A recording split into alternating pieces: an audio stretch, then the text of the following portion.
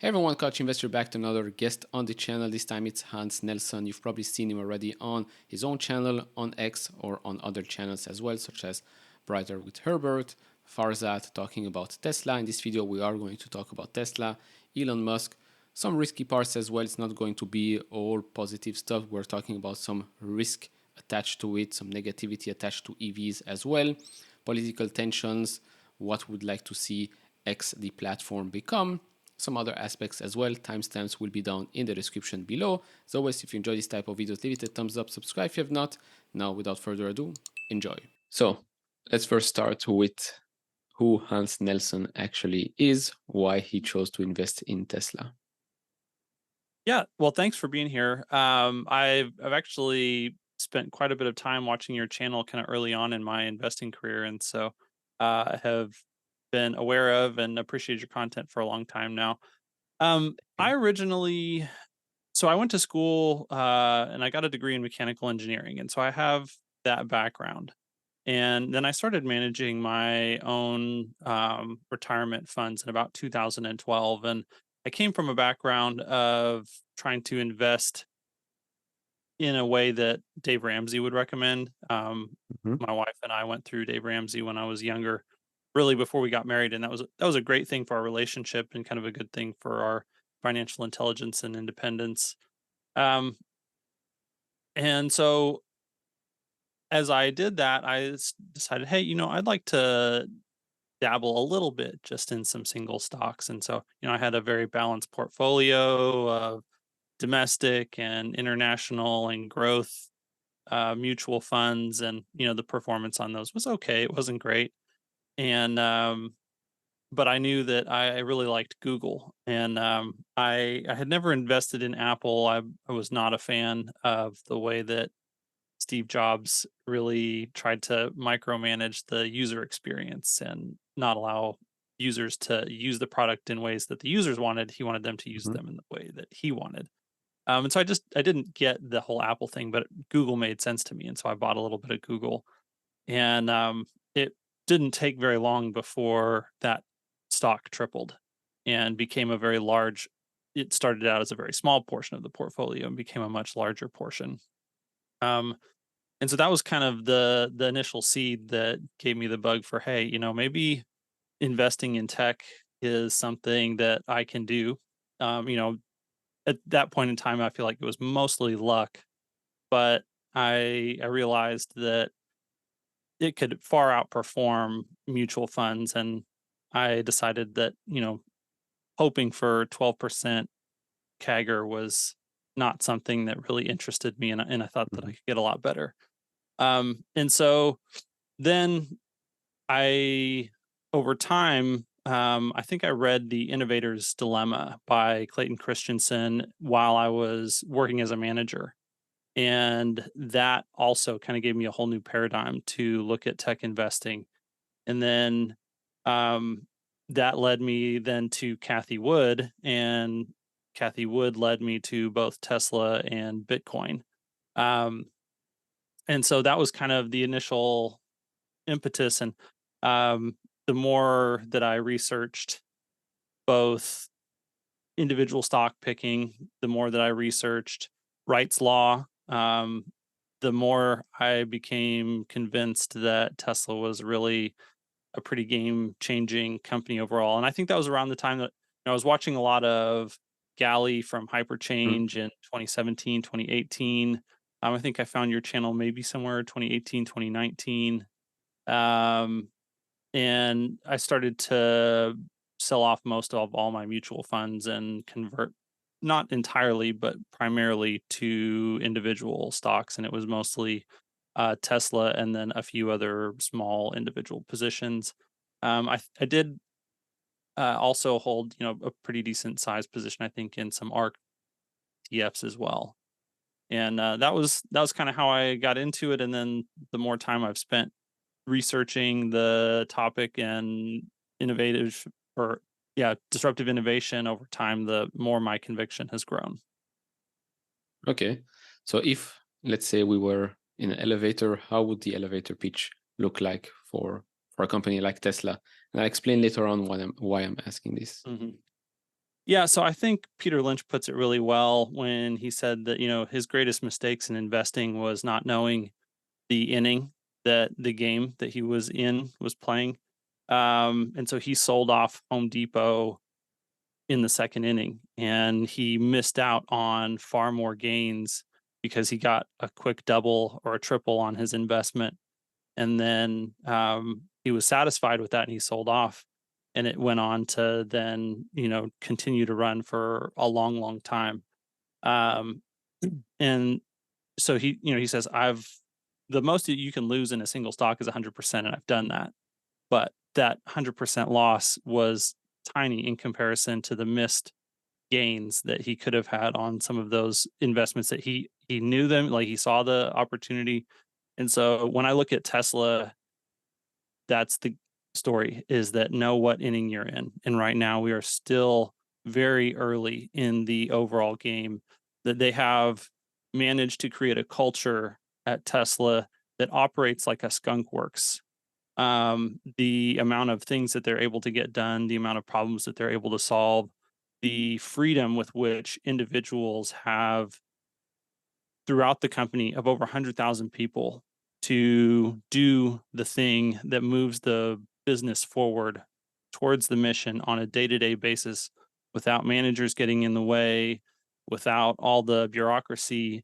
There's never been a company like that in history. And so the limit on what they can accomplish moving forward, they're surrounded by competitors who do not have that type of a work culture and are therefore not able to accomplish what Tesla is able to accomplish.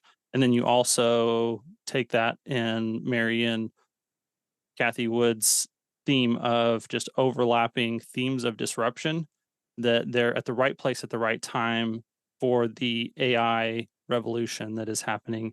And they're combining that with manufacturing technology, and they're combining it with energy disruption. And there are so many overlapping things that they're right in the center of, that really it's their game to lose this point. And like I said, it's still second, third inning. There's a lot left to go in this game.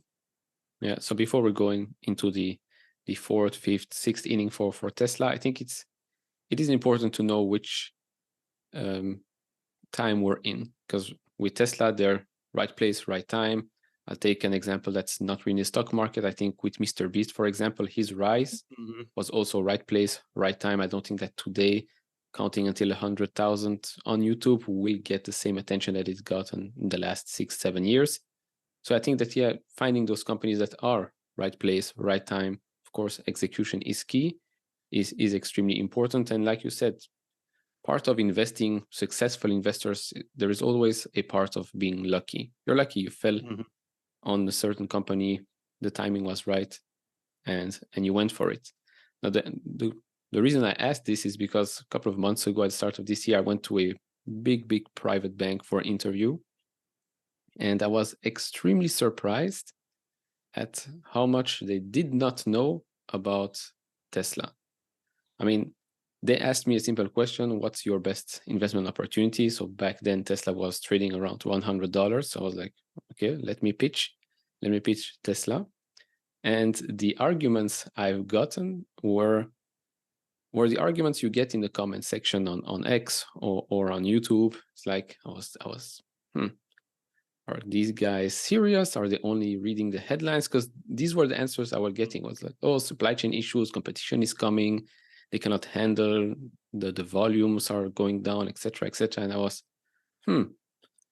interesting. So if they think this, then of course a lot of other people will think about the situation for Tesla as not being the best one.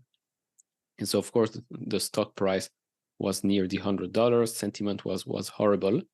But I want to move to the next topic, which is sentiment about Tesla or other EVs. Do you understand the negativity towards moving from ICE vehicles to EVs? Because there is obviously the agenda behind climate change. Things has to change. So oil is bad. This is very, very good. So do you understand the negativity behind the rise of Yeah, EVs? I live so in Texas. I'm surrounded by people who live, work, eat, and breathe the oil and gas industry. And I think that there's a very, there's very legitimate concerns and perspective that a lot of people who are invested in that ecosystem have about, in the West, we can't just turn off the current energy infrastructure that we have. It would be mass chaos and suffering. And so the quality of life that we enjoy is a result of the hard work and dedication that these men and women put in. And, just the way that technology evolves over time, you can't skip steps. You have to build one technology on top of another. And we have needed the fossil fuel industry in order to develop to the point that we are today. And so I think it's easy for people to take a negative view of the oil and gas industry, which is not to excuse. There's a lot of very bad behavior at the upper echelons of these companies, where we see them operating similar to the tobacco industry in that they know exactly the negative effects that their technology is doing to greater society, to the environment. And, they're engaging in an active smear campaign to try and prevent that awareness from uh, getting distributed throughout the rest of society.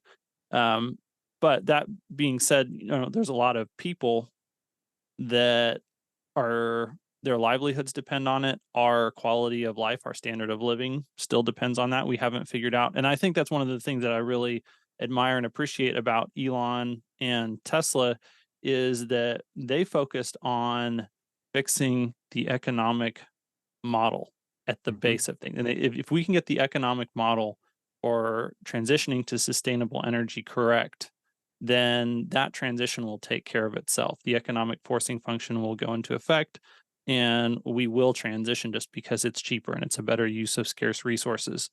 Um, and so, yeah, I think that a lot of times that tension, there is a bad faith element of the oil and gas industry that's kind of sowing negativity. But then there's also just a lot of good people who rightly understand that the work that they have put in is a critical part of the lives that we get to live. And it's insulting and frustrating to them for people to treat them like the contribution that they've made to society is not only not valuable, but is actually harmful. And yeah, so I think it's kind of both of those things wrapped up together.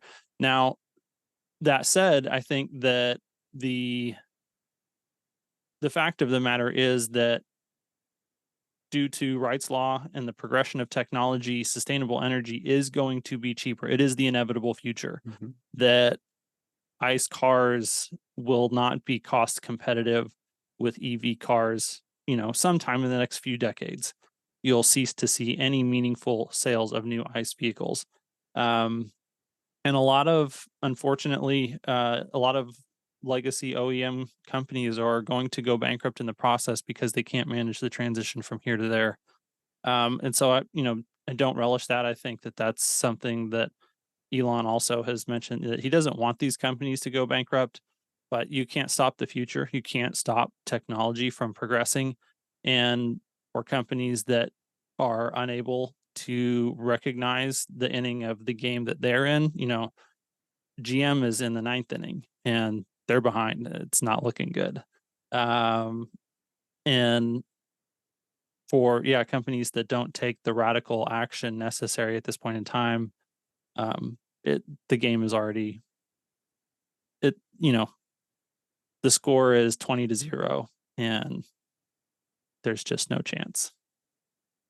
Yeah, because I watched the David Rubenstein interview with one of the head of the Saudi Wealth Fund for Aramco and stuff like that. So they talk about the fact that, of course, now the majority of their money comes from oil, from Aramco, one of the biggest companies on the planet, actually.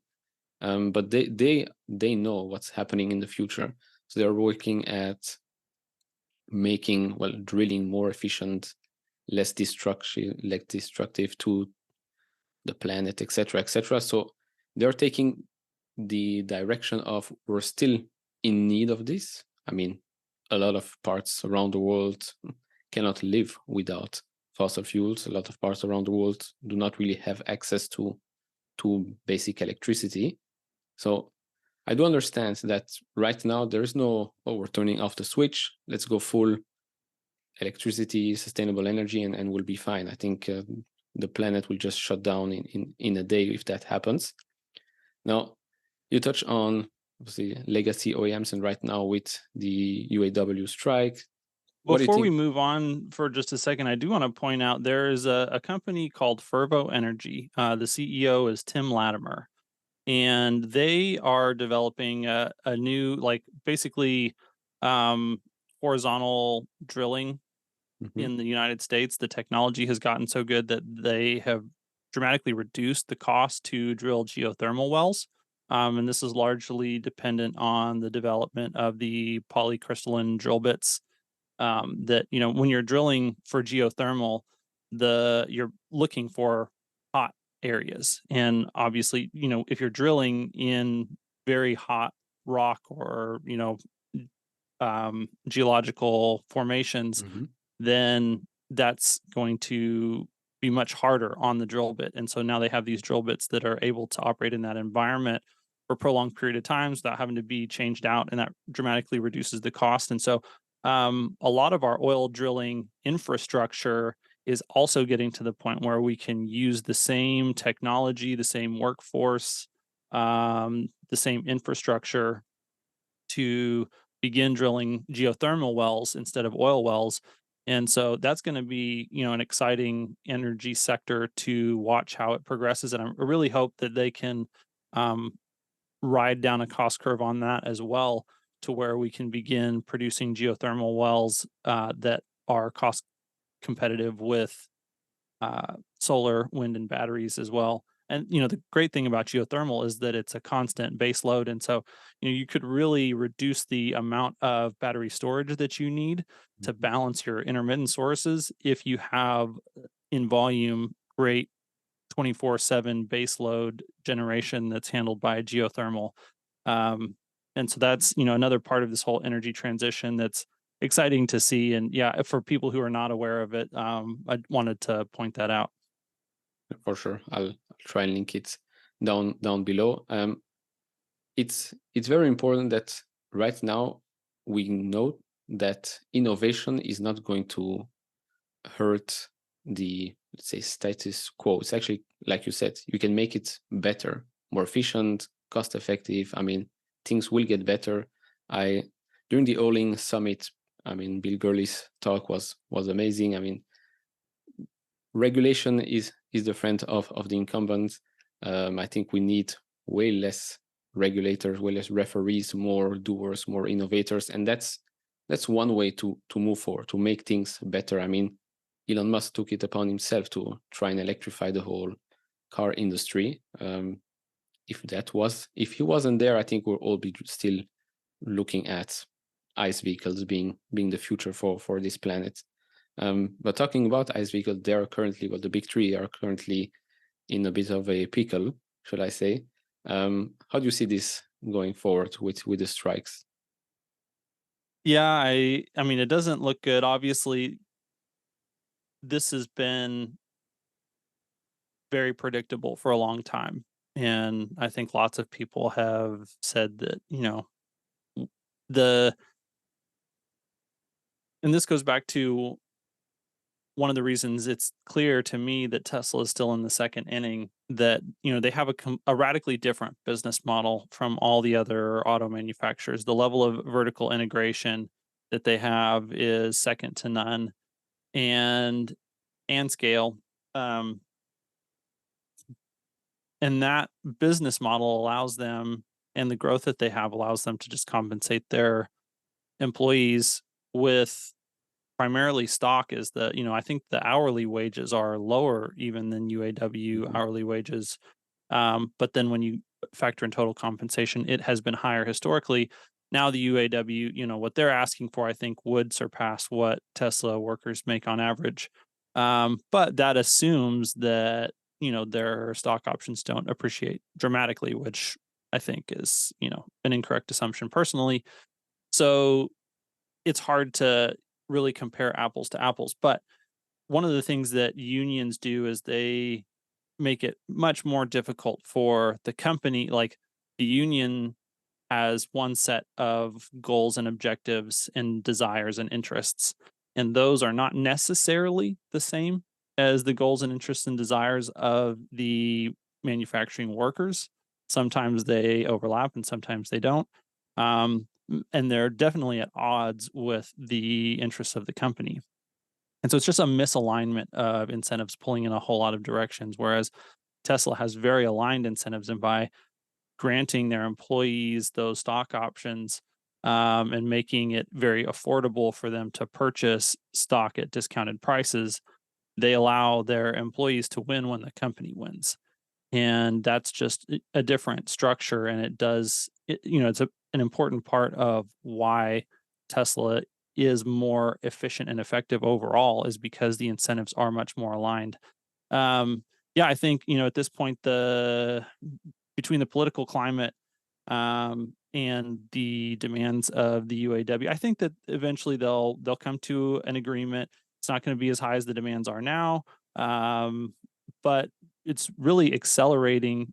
You know, at this point in time, if these companies were going to survive, they need to be building up cash reserves. They have huge debt loads, um, and they need runway in order to make a transition to EVs that is inevitable. And the government is bending over backwards in all types of ways to try and covertly put money in the pockets of these OEMs to help them on this transition. And, for better or for worse, I don't know if that's a good thing or a bad thing. I'm, not a huge believer in the ability of the government to allocate capital efficiently, but, that is what it is.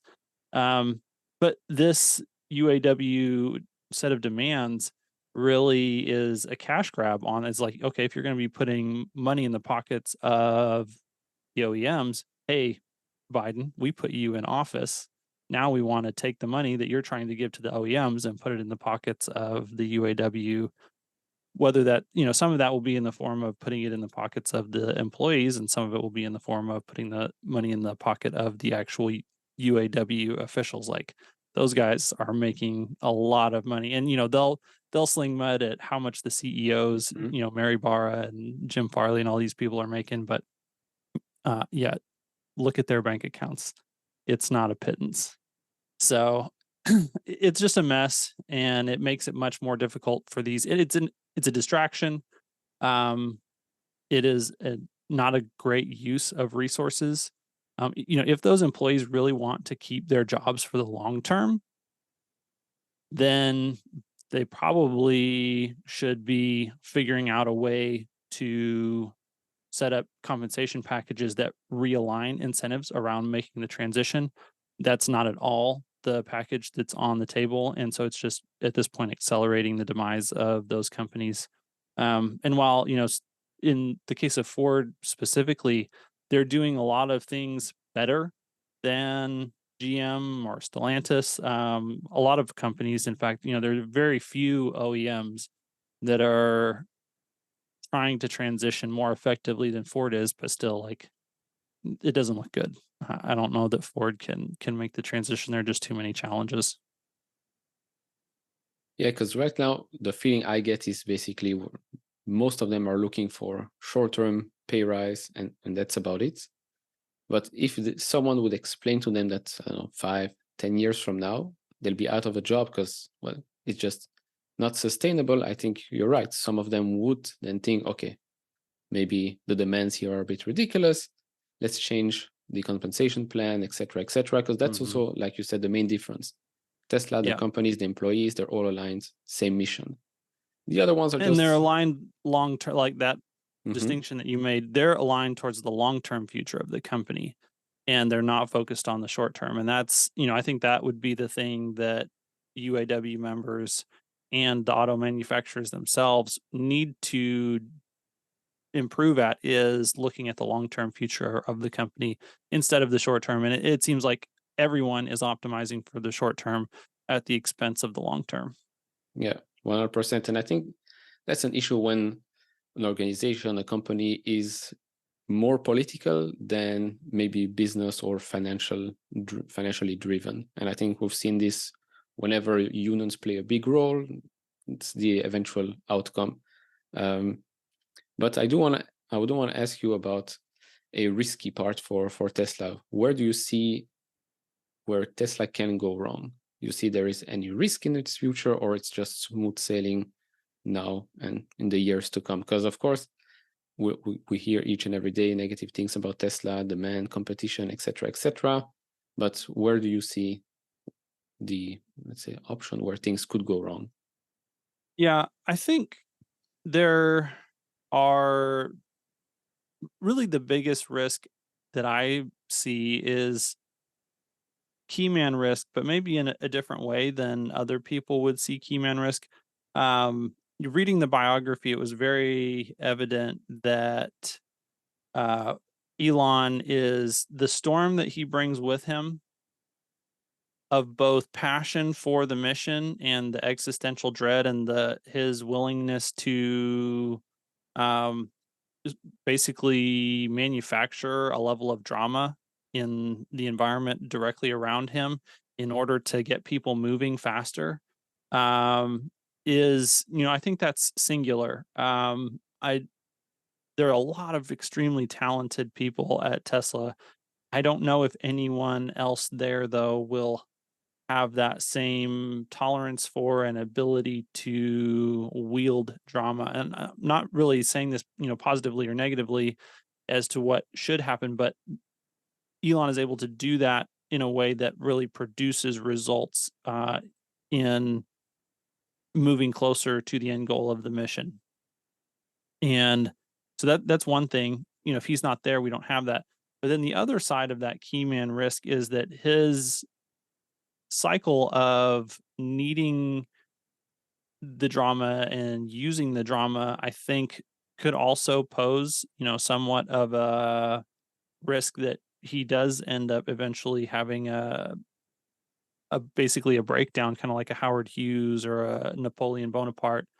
Um, and if the more that we see him being able to keep people like Andy Garcia, um, or Kimball close to him, and those like there are very few forces that have the position within his life to kind of rein him back in and keep him from going open loop and going off the tracks, the better. And there are times where it seems like he keeps those people at a distance and does get to be a little bit more unhinged. And that's the line between insanity and genius is a very fine line, and it's hard to walk. And I think he is in that position as someone who has been much more effective at accomplishing things than anybody else. Um, and so, yeah, that I would say that's the one of the other risks. I'm very impressed with Franz and Lars's ability also Hmm. to be that voice of reason and sanity within Tesla specifically. Um, and so I don't think that risk for Tesla is something I'm very worried about right now. If we got into a situation where all of a sudden Franz and Lars were not part of the company and we didn't see people who were able to actively step into that role within Tesla, I would be more concerned about, that downward spiral for Tesla. And I think, yeah, those are really the biggest risks as I see them at this point. Okay. Because I can compare, of course, we can always compare Elon, Steve Jobs, Apple, Tesla. I mean, Apple, the stock, the business has done pretty well since Steve Jobs passed away. And both Elon and Steve Jobs, I think, were pretty direct, good innovators, tough on their employees. I believe Walter wrote in the biography that at Apple you got an award for those that stood up best against to Steve Jobs. But yeah, I think there is that risk of Elon. I don't know, whatever can happen can happen. But yes, there is a tremendous team behind that. Will we get to the maximum potential of the company without Elon? Probably not. But I think that right now the fundamentals have been built um, so that the company can succeed with or without him. But yeah, like you said, I think it's key to have some people that put some common sense into the discussion, Mhm. like we've seen with the next generation platform, a robot taxi and one with a steering wheel. It's important. I don't think Elon thinks all the time about what the customers want. I think he's like, oh, this is a great idea. They will probably like it, or they need to understand that they like it, which doesn't always just always work. Because with the yoke, for example, it's still a controversial thing. I don't know if it's, I don't know. Have you tried it out? I haven't, but I've seen lots of conversation on the internet. Yes, yoke, no yoke, stocks, no stocks. I mean, these are decisions that might push someone to buy a Tesla, might push someone to buy something else because it's a new steering wheel. Where the stocks, what is going on here? So I think it is important to have those people that look could be good, but I think it's still too much of a big step, a difference for people that want to switch from ICE to EV. That's already a huge step. So now basically giving them a new operating system as a car is a bit too much, um, which leads me to the next one is the advertising part. Because I'll be honest, in Europe, we have lots of cars that I don't think are very popular in the United States. In the United States, you have bigger Mhm. cars. You like trucks, you like SUVs. In Europe, it's Peugeot, Citroën, Seat, Skoda, stuff like that, which are cheap-ish. It's cheaper than a Model Y, cheaper than a Model 3 right now in Europe.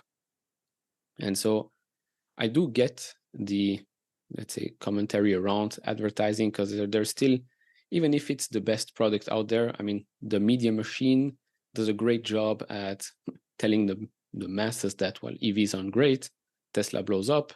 I mean, I've heard it last weekend from a member of my family. It's like, Tesla, the company that catches fire. I'm like, yeah, maybe, but have you heard about the BMWs and the Mercedes Benz that also catch fire, or is only Tesla that gets the headlines?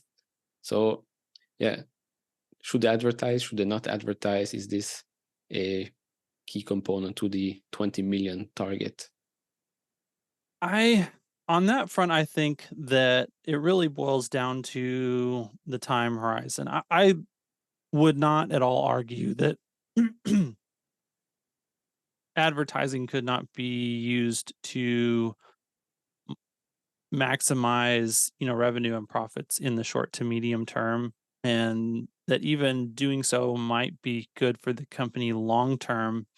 But I think that overall it is a distraction. Like the fundamental, like, advertising doesn't solve your supply chain issues, and it doesn't solve your manufacturing technology issues, and those are really the fundamental problems that Tesla has to continue driving towards every day in order to make 20 million EVs in 2030. And so that's the biggest, I think the biggest challenges in the future really look like lithium, and being able to source and secure that supply chain.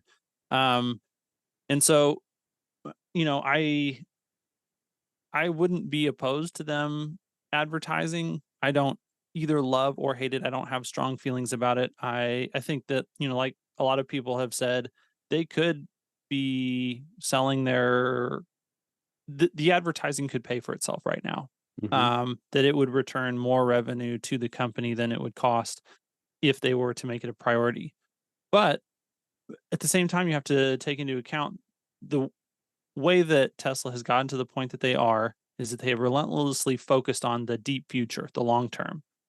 And that is what continues to drive their innovations. And, this was another theme that Walter brought out in the book, that when Elon is encountering a particularly stressful moment, where there's a lot going on, he almost checks out. But he doesn't check out.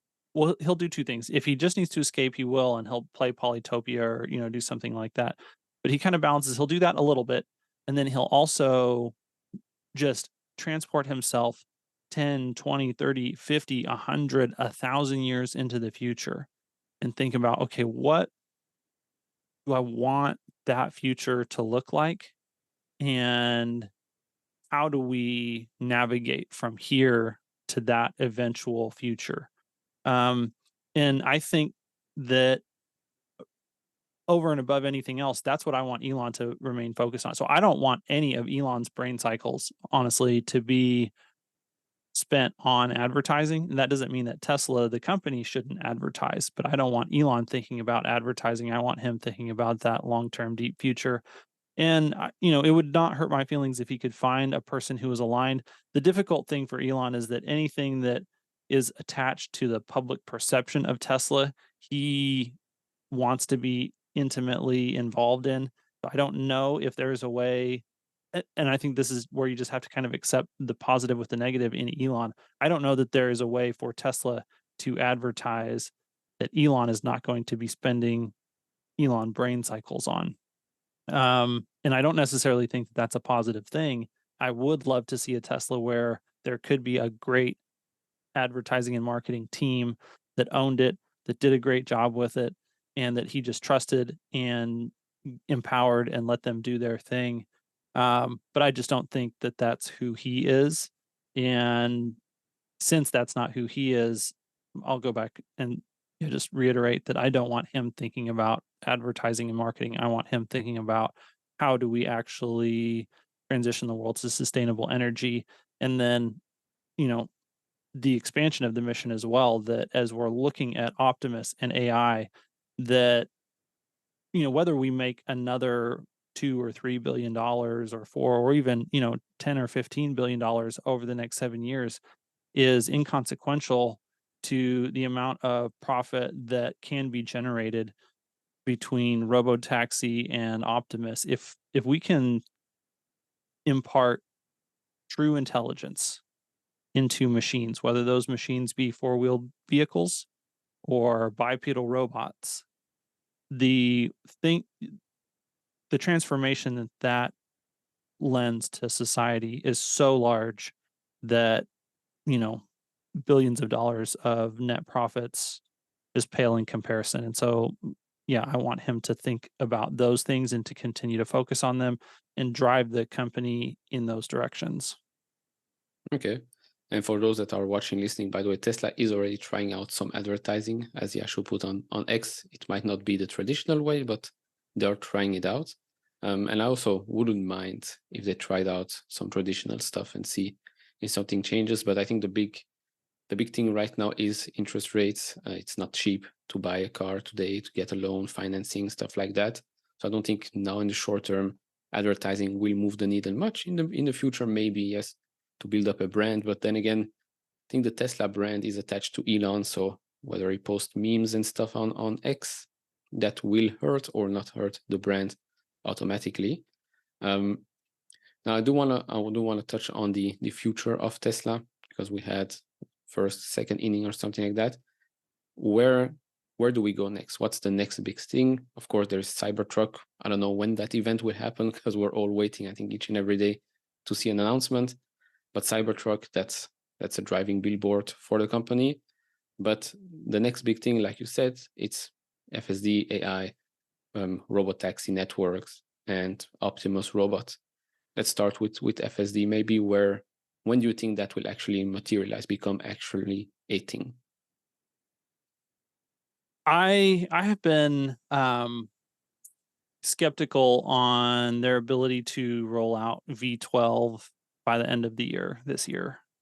But what we saw during the drive that Elon live streamed for us was very, very impressive. I can't believe that the end to end stack works that well already. And I think that does change. It's hard to predict whether that will get to the same safety as a human without intervention and without supervision in the next year.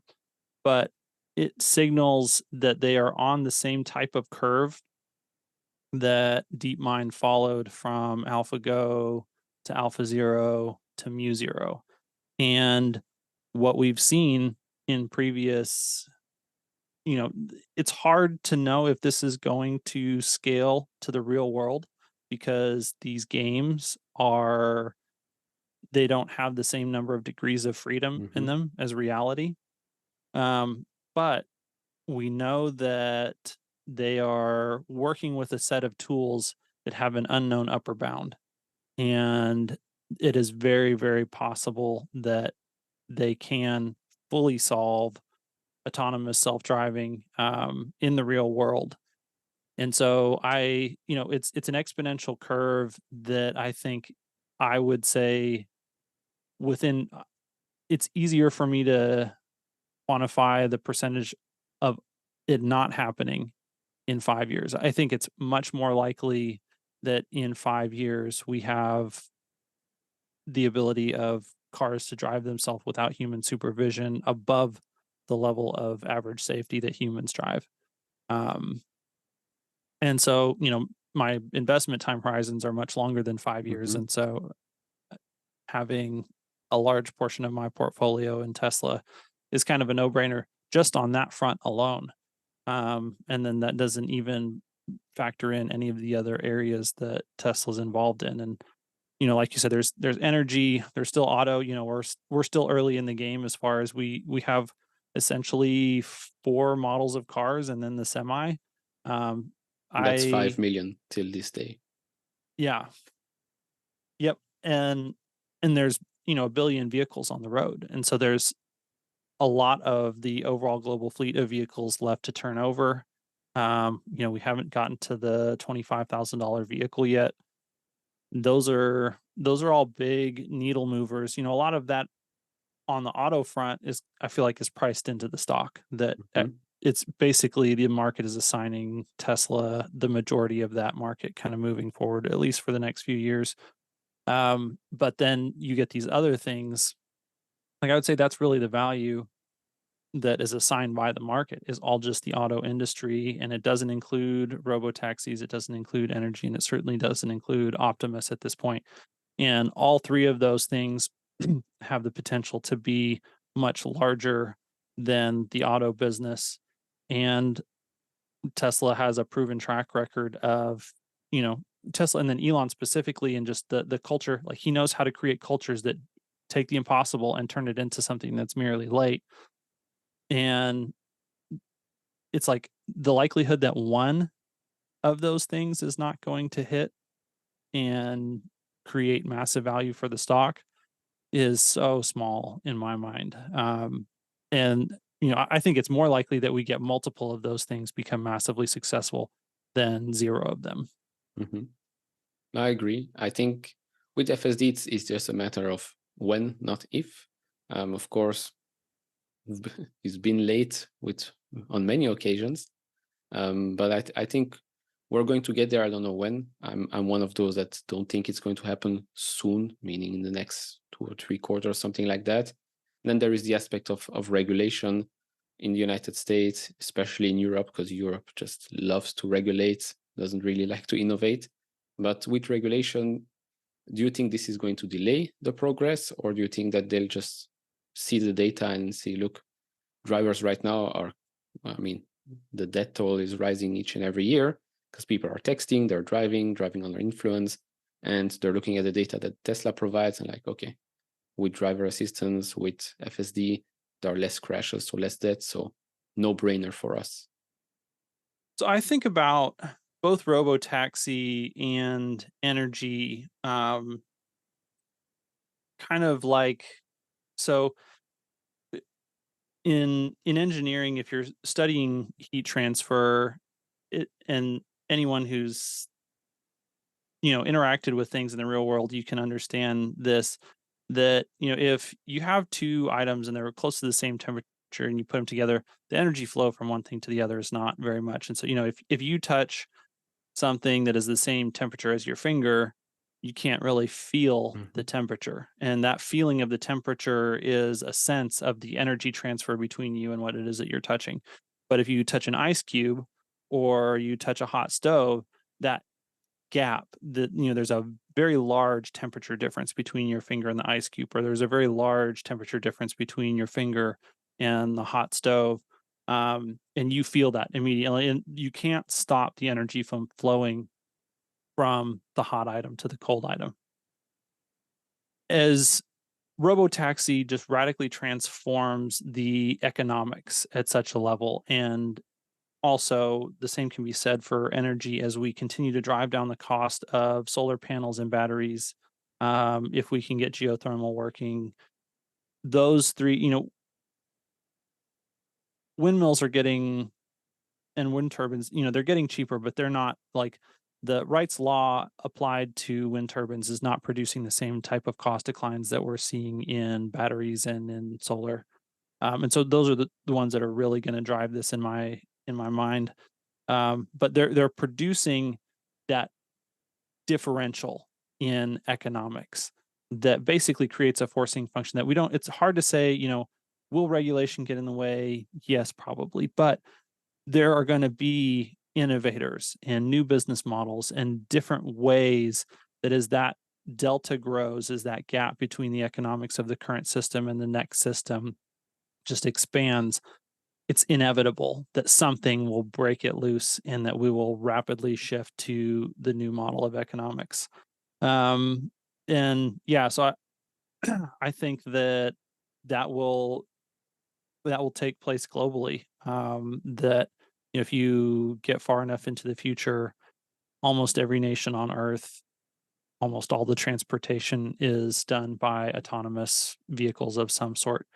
And at that point, if you are thinking about things from that lens and you have a long enough time horizon to invest over, then the question is, okay, who are the leaders in that space? And the question to that, if you understand machine learning and if you understand the need for data and you understand the importance of compute infrastructure, like there's only a couple of players. Well, fair enough. Um, how big of a deal do you think the Optimus robot will be? Of course, in the short term, not much. In the long term, how big of a deal will that be for Tesla specifically, for manufacturing? Because we've seen the video where I forgot the name, where it shows basically how easy it is to assemble the car. The bolts come from up, so if Hmm. there was a robot, they can do it automatically because easily accessible. But of course, right now we're still far away from the Optimus robot actually doing some meaningful work, in my opinion. But you never know. Um, so what's your view on that in the short, long term? I think that what I'm seeing in the world of artificial intelligence and machine learning, um, it makes it hard for me to believe that in 10 years that something like Optimus won't be a meaningful contributor to positive gross margins, not only for Tesla, but for a number of companies. That automation at that level, with that level of increased intelligence, the challenge of automation in almost any manufacturing facility and context is trying to get the machines that you're using to operate with some sort of level of common sense. Like, you code in these hard heuristic rules on how a machine is supposed to operate, and that's great, but it requires constant care and tending for that thing not to go off the rails and just start making complete crap. Um, and the more intelligence that we give to these machines, the wider their operating envelope becomes and the less human intervention that they need, and the less care and tending that they need. And so, like I said, I think in 10 years, it's more likely than not that large amounts of value will be accruing to businesses because they have figured out how to utilize that better in their context. And that's also one of the reasons that I am invested in Palantir. Um, And then, if we go beyond 10 years, I think that it's more likely than not that the technology going into something like Optimus will have a massive impact on the global economy. Okay, fair enough. I mean, in more short term periods, the next generation platform. We've had first rumors, news that it's going to get built in Mexico. Now it's going to get built in the United States, in Austin, because it's closer to homes. Mm-hmm. Engineers, designers can all be there and iterate new version, etc. And then probably it will still be in Mexico as well. What's the time frame there in your opinion? Are we still on track, or do you think there are delays now because they made that change, because it's going to be two vehicles, since it is robotaxi, well, one with a steering wheel, one without? Do you think both of them come out at the same time, or they'll just come out first with the so-called, let's call it Model 2, and then whenever FSD works perfectly, let's Yeah, call it, they'll do the other one? I'll start with the second one. I think that you're I would agree with that intuition that we will see the vehicle with the steering wheel and pedals first, and it'll come out of Austin. I honestly never understood why they planned to make the next generation platform in Mexico as the first manufacturing site to begin with. That never made any sense to me. Even reading the book, it didn't seem to provide any illumination as to why that was the plan. Rather than, they have all that space still in Austin, like the Cybertruck line. Maybe I don't know. The only thing that I can think of is that maybe they think that Cybertruck is going to be such a hit that they really are planning to ramp it up faster there than the 250 to 500,000 goal that they have currently suggests. But, they've got also plenty of room there in Austin to where if things are going well, okay, put up another gigafactory building and continue to expand. Because yeah, that's where your engineering talent is going to be. Um, you're using facilities that you've already invested a lot of money in and getting more production out of them sooner, which would be, more efficient from a capital standpoint. It does, one of the things that I will say that the plans for Mexico showed what their ambitions were for scale because that Mm-hmm. facility is so large, and that entire facility is dedicated to next gen platform, and so that shows you the level of scale that they're really aiming for. Um, but yeah, I definitely like, and if I had to guess why they made that, is that Elon knew that that's where the heart of next gen manufacturing is going to be, is in that ginormous factory. And so he just wanted to go ahead and push, like, let's do it there, start it there, get everything there. Just because that is where most of the units will be produced over the long term for the next gen platform. And but yeah, I'm glad that cooler heads maybe have won out on that front, and they're starting production in Austin. They can get all the kinks worked out. Um, and yeah, I mean, unless we just see a radical breakthrough in FSD functionality between now and say June of next year, then it seems inevitable to me that the Robotex or the Model 2 version, whatever the next gen with pedals and steering wheel will Mm-hmm. be the first one that gets produced and produced for probably quite some time. Yeah, I think it's the same story. Probably Elon in his mind was like, I'm willing to go and live in Mexico, so they'll probably also go and live in Mexico and work on that. But then he figured out that not everybody thinks the way he does. Yeah. Um, Now we've had, People are willing to make sacrifices, but they're yeah, not willing to sacrifice infinitely. exactly. Um, it feels like every week we've got new announcements of this country wants Tesla to open their next gigafactory, megapack factory, whatever, in their country. We've had plenty of countries in Europe. I mean, well, we've had lots of in Asia as well. We are still, I think, one factory announcement short for this year, I believe. I think he still owes us one announcement. Where do you think the next one will be logically? Um, I think that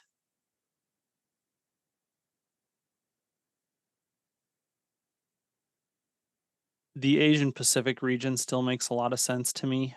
Um, it doesn't seem like India is going to be the next factory in that area.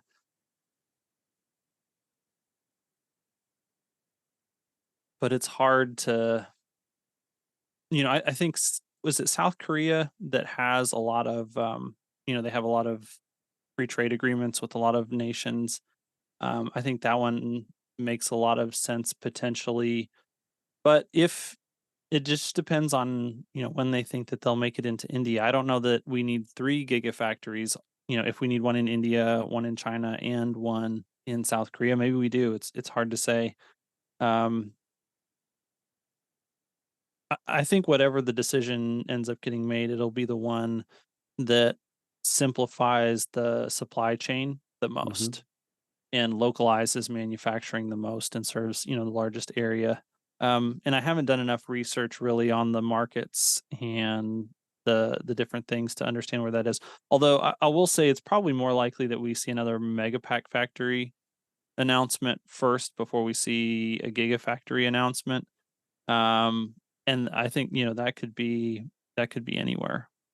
Yeah, no, I agree on the Megapack factory front. I think, especially for India, it makes more sense to go with the Megapack factory first because Yep. their grid just cannot handle EVs right now. And Wouldn't it's a much really, simpler thing to get set up there as well. Like the level of CapEx, the level of complexity, trying to get your supply chain set up, all of that is going to be a lot simpler for a mega pack factory than for a gigafactory. yeah, for sure. Talking about India, I'll ask two questions, then maybe one on X. We've seen Apple move away a bit from relying just on China. Tesla is relying quite a lot on China right now because of Shanghai. Do you see Tesla? Do you see China as a risk for Tesla right now with the tensions, Taiwan, relations with the United States? Because I know when we talk about tensions, United States, China, it's purely political. Because if you look at the tech leaders, seems like if they want to get coffee with someone in China, they can do that. I mean, we've seen a bit Iger with Elon, with Tim Cook, even though Tim Cook goes out to India a little bit. But do you see that as a risk? And then basing this question on what Ray Dalio keeps on saying, the change of world order, United States maybe peaking a little bit, China still growing. Where do you see the United States go in the future? It's hard for me to, I think where the United States goes from here really is an unwritten story, and it depends on the steps that we take next. But unfortunately I don't see the sense making apparatus as necessary to drive the United States in a positive direction moving forward. So I think most likely is that we, you know, we're continuing to pursue policies that are really shooting ourselves in the foot and to construct political apparatuses that are not serving the long-term interests of the nation, that they're kind of going back to what we were saying earlier about like the UAW and the legacy OEMs, that they're short-term focused and unfortunately not positive. I think that said, I don't foresee China continuing to rise indefinitely. Like, I don't think that their trajectory is one that could overtake the United States either. Um, I think they've got a lot of positive things going for them, but um, they don't have a culture that is capable of producing the type of innovation. And that's the crazy thing is, as dysfunctional as the United States is right now, there's still nowhere else on earth that produces the technological innovation, and that technological innovation is the core of the GDP growth of the world moving forward. And that GDP growth is, if as long as the entire globe operates in an environment of a growing pie, the need for conflict is drastically reduced. And so if we can produce growing pie, then things can kind of continue on, within the political structures that we have. And so, you know, I, I think that Bill Gurley All In Summit was a good thing. Like, we need to keep regulators away from.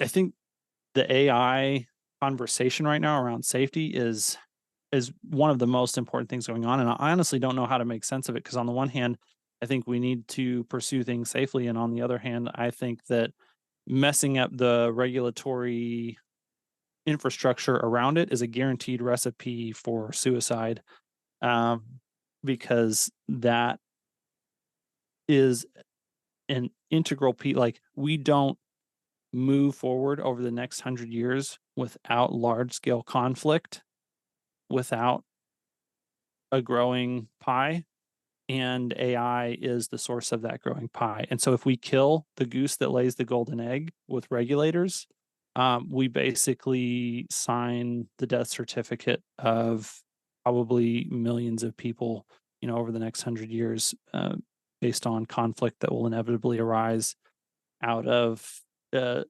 scarcity mindset and a lot of conflict around trying to capture resources and protect the interests of individual nations. So,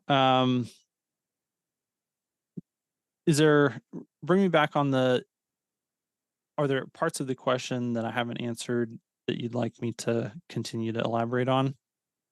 The the Tesla risk, the China risk for Oh, yeah. Tesla. So I think that the China risk is an inevitable risk for any global company. And so the question is it, there is no question of whether it is or is not a risk. It's a risk for everyone who's of that size. It's a risk for Google, it's a risk for Apple, it's a risk for Tesla, especially any company making physical products.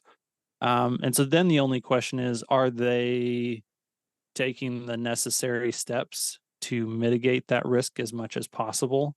And it seems to me like they're doing a better job than most. But yes, it's definitely a risk. And I think that, it's not impossible to see a future where the CCP decides to seize all of Tesla's assets and facilities within the borders of China. That future is a very dark future. Like, the situation in which that occurs spells a lot of human suffering, on a whole number of fronts, and so that's not going to be our primary concern at that point in time. But it is, it's definitely a risk. Yeah. Now you talked about there is conflict when there is no growth. If I'm simplifying Hmm. things, we've seen that in the past: Germany, Brits, I mean the Dutch Empire, etc., etc. But now there is talks, of course, about bring manufacturing back to the United States, to Europe, because we've outsourced, we've made China what China is basically today. Do you see that move of just leaving China a little bit, growing more domestically, as a move of maybe our pie will become bigger, your pie will become a bit smaller, and that might push them into thinking, the outcome is here conflict, because their growth rates when it comes to birth rates aren't really doing so well. So they're looking into the future and like, that's not a great future for us. So, hey, history repeats itself. Yeah, it depends on whether the current system is working properly, or what you're describing is changing the current status quo a positive thing or a negative thing, and the answer to that question depends on, well, is the current status quo a positive thing or a negative thing? I feel like the we swung the pendulum a little bit too far in the direction. Like, I think globalization is good, and I think Mm-hmm. interdependence is good, and I think trade is good. But I definitely think that we went a little bit too far in that direction, and that we need for supply chain. COVID is a great example of just realizing that in times of upheaval, it's important to have some domestic capabilities, and it's important for all nations to have those. That we need to try and develop more independence, and this is something that's an interesting experiment within the context of the United States, that we are a collection of states and that each state has its own set of governance and its own economy. and then we're kind of tied together by this federal system. And so I think that a healthy overall global system is one in which the all nations are bound together in a healthy way, but also retain their individuality in like they need to have their own power and autonomy, and identity and character. And so we need to be both good national citizens and good global citizens, and that those two things end up being in tension sometimes. Um, but that tension is what produces, a healthy overall system. And so, yeah, I think that for the time being, whether the individual policies themselves are positive or negative or kind of lead to a spiral, I think that the general movement a little bit away from just complete globalization is a positive thing. And I hope that we don't let now that gain too much Yeah. momentum and swing too far back in the other direction. Yeah, no, for sure. I mean, the feeling I get from Europe, especially, is that the focus is not really on the country itself.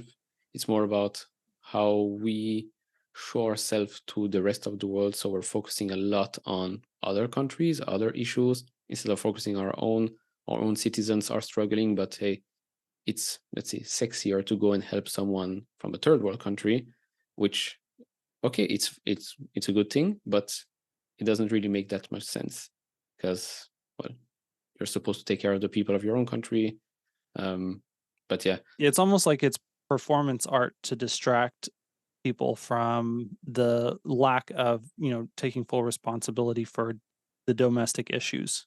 yeah, no, for sure. And it's, especially, maybe that's because I became a bit, let's say, older. I'm still 29, but paid more attention to exactly that. It's the issues in the countries are bad, so we're trying to make it look okay because we're focusing on others and we're helping others and not really focusing on the main issues, which I've seen happen in the last couple of years more than before, but that's maybe because I've paid more attention to it. But um, yeah, last question is about X.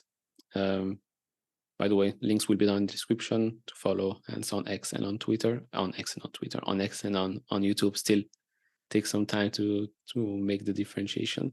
Yep. But where do you see X going? Because we're talking here, it's going to be on Twitter and on YouTube. Where do you see this platform going? I'm really excited about its growth, and I think that it's cool in a couple of ways. Farzad and I had a discussion early last year before Elon ever bought it, but it looked like he was going to buy it. And one of the things that he said that has stuck with me was just really excited for people to see up close and personal the messy, chaotic process that produces innovation over the long term and massively asymmetric outcomes. That people think about innovation as this cool, easy thing, but it's not. His specific phrase was innovation sucks. It really, really sucks. It's hard. And I think that's one of the things that being members of the social network on X, you get to kind of experience the chaos and the process of trying things and making mistakes that people think that every time there is a mistake that's made in the development of X, that signals the end of the platform. It's like, no, not necessarily. Like, Elon has the resources to keep this thing going. The engineering team is getting better and better at moving things in the direction. We're clearing out this nasty spaghetti web code base that makes things much more difficult than they need to be to continue moving forward. So, um, I think that all the pieces are there, the vision's there, that basically all the other players in the social media space have gotten to the same type of place that we've talked about with car OEMs, that they're not innovating, they're not changing, they're not creating new product. They're incumbents and they're defending, when you look at the way that Facebook acquires new companies that are kind of competing with it and just folds them into the brand, just like Microsoft used to, or either that or just copies features and releases an identical product and just try to bundle it. That the there's not an ecosystem within the tech world or within the social media world that fosters competition. And so I think that, first of all, even if Elon's not able to accomplish what his ultimate goal is, the fact that he's bringing innovation and competition back to the marketplace, that's going to be a positive thing for consumers. But I also think that he's whittled that team down to a hardcore team that they are going to be able to get a lot more done with a lot less resources. And his understanding of the financial system, like having a creator economy where the entire financial infrastructure is tightly interwoven and integrated into the social platform, like a WeChat, is going to create an entirely new set of. It's going to be a platform, just like the iOS App Store was a platform that created billions and billions of dollars worth of value over the last 15 years. I think that X has the potential to be that type of thing moving forward as well. And I'm also excited. One of the things that I love about X is that it is becoming a platform that is fully multimodal and supports a wide variety of media types. And I think this is something that a lot of people feel intuitively, but don't understand that, the medium is the message. And so there are things that short form video or images, like an Instagram or TikTok, there are things that those platforms are exceptional at. But those things are really confined to an entertainment type use case. That's where they're good. And then where they're not good is when they get put into other categories. So, you're never going to seriously enrich your education on TikTok. You're never going to seriously enrich your understanding of politics on TikTok.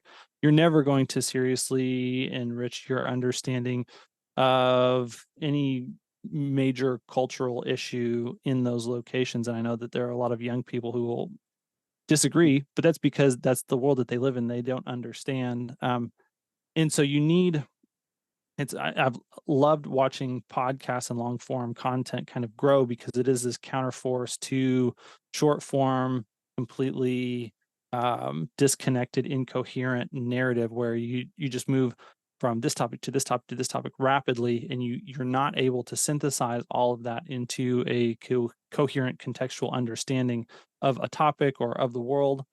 And so having that beyond, I'm a little bit concerned because a lot of Twitter is focused on short form, but then there's also the availability to do long form. And so I think having a place where people can flow back and forth naturally between short form and long form. And, if you're all you want is just to scroll mindlessly and, consume some entertainment, that's great. You can do that.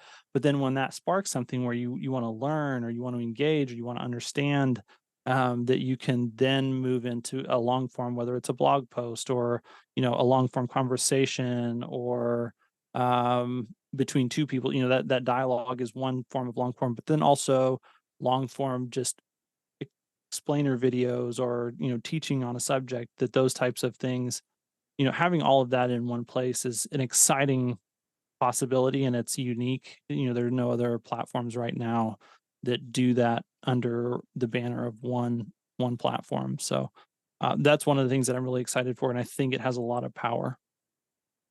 Yeah, what are, because you're right, the rise of podcasts, like the rise of long form content is what people want, because that's, in my opinion, one of the biggest issues right now is that we're not having conversations. We're having like these little sound bites here and there, and okay, you've made up your mind after 2 seconds, 30 seconds, whatnot. Doesn't really make that much sense. But what are one of, let's call it, 3 features or something that you want to see on X moving forward that are missing right now? Well, definitely they need to get their creator monetization system built out better. So, you need analytics on the back end as a creator, and you need to have they're right now they're working on sort of ad sharing But this system gets much better when X can facilitate value transfer economically between content consumers and content creators directly and cut out the middlemen. And so, tipping, super chat support. I mean, you have subscriptions, but like it's really hard. I've been waiting for my subscription Same, application to be same here. reviewed for, I don't know, like 6 months or whatever. Um, so that end of things needs to be improved. And then, so I would say that's number one. Number two feature is really just better support for various types of media. They need video discovery, they need long form content discovery. You have the ability to kind of host it on the platform, but Twitter is such an ephemeral platform that it's hard to go back and search Hmm. through catalogs or find things. If you don't see it as it zooms across your feed, then it doesn't exist. And so that's another thing that has to be fixed. And then yeah, just I think that is a challenge from a design standpoint of how do you create an ecosystem where you can dive in between different modes of having your feeds versus having catalogs and doing discovery. Like all of that is a big challenge. Um, and so I would say that's just the third thing is whatever that UI layer is that allows the users to move between various modes of content consumption. Yeah, I agree. I think the number one thing for me is the video discovery aspect of things, because you post a video, after 24 hours, that video is gone. It's Yeah. can't find it anymore. And it's, even if it's a trending topic, it's not like on YouTube where suddenly it pops back up on your homepage because it is trending. On Twitter, it's buried Hmm. after 24 hours. Yep. I don't know how they'll manage to do it because, like you said, you have videos, you have lots of text. So how do you make there? I know there are now two feeds, following and for you, but I think video is just, it's Hmm. something completely different. Yeah. Remains to be seen how they'll tackle that. But video discovery is definitely going to be a big thing to watch. Another area that I didn't mention that I think is big is, just more transparency. So if people don't follow, his name is NFT God on Twitter currently. It's Hmm. going to change because that is super, Yes. super cringe. Um, but yeah, follow Alex, who is the man behind NFT God. I really love what he's doing and the push. Like he's trying to help people understand the way that the Twitter algorithm works right now, and then also pushing for changes. And I think that a lot of the things that he's called for are important features as far as being able to know as a whether it's a video creator or someone who's writing short tweets or long tweets, know when you're running afoul of the algorithm, have transparency on when you're being essentially shadow banned. They call it freedom of reach, not or Hmm. freedom of speech, not reach Not right reach, now, yeah. but it is mechanically it's the same thing as shadow banning. And so yeah, bringing more transparency to that and continuing to develop and maintain the robustness of community nodes so that it can't be gamed and externally manipulated, so that you do have a good way to sanity check the content that's on the platform in a neutral and really yeah community decided way where yeah it's not one pole or the other that gets to be the voice of who what is and is not true. Yeah, I think we're nearing the 1 year anniversary of Elon definitely buying Yeah, I think it's X. right around Halloween, right? I Yeah, think it was almost scary time. yep. Yeah, would be interesting. Maybe they'll have an event or a huge announcement. Who knows? Anyways, I want to thank you for your time. I think we went way over an hour, but I think the viewers will like it. It will be posted on X and YouTube. Of course, do follow Hans on both platforms. Do you have anything you want to add? I just want to thank you for the content that you've been putting out over the last few years. I enjoy people who are committed to education, and um, I think the message that you share is great. Uh, Enjoyed getting to speak to you, and hopefully your audience really enjoys this. This is really a fun interview, so I thoroughly enjoyed it, and I would definitely come back anytime. For sure. Maybe we'll see each other in Texas soon enough. Yeah. All right. Thank you all for watching and see you all in the next one. Bye bye.